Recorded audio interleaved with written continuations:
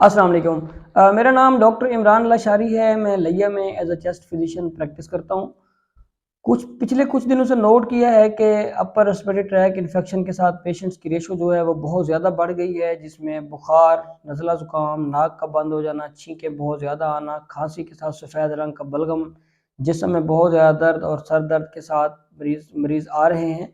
तो बेसिकली ये एक वायरल इन्फेक्शन है, इसमें एंटीबायोटिक का कोई रोल नहीं होता। जैसा कि आप लोगों ने सुना होगा कि कोरोना का एक न्यू वेरिएंट JN1 के नाम से अमेरिका में, इंडिया में और इवन पाकिस्तान में भी बहुत सारे केसेस के रिपोर्ट हुए हैं, और गवर्नमेंट ने भी अब इसकी जो कोविड की कोरोना की टेस्टिंग है उसकी कैपेसिटी को बढ़ाने की ऑर्डर्स जारी किए हुए हैं।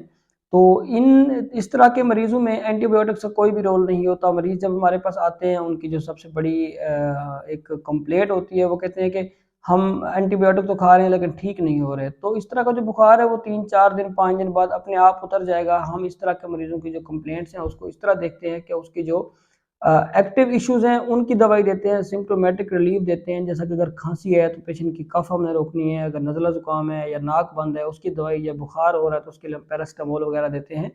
लेकिन एंटीबायोटिक्स का बेजा इस्तेमाल आपके लिए नुकसानदेह हो सकता है। जो आपके जिस्म के अंदर एक नॉर्मल फ्लोरा, एक फ्रेंडली बैक्टीरिया पाए जाते हैं, एंटीबायोटिक का बेजा इस्तेमाल उनके अंदर एक मज़ामत पैदा करता है, और वो जो बैक्टीरिया हैं वो आपके जिस्म के खिलाफ काम शुरू कर देते हैं, और बाद में एंटीबायोटिक उन पर असर नहीं करते, जो कि ड्रग रेजिस्टेंट बैक्टीरिया हैं वो सामने आते हैं।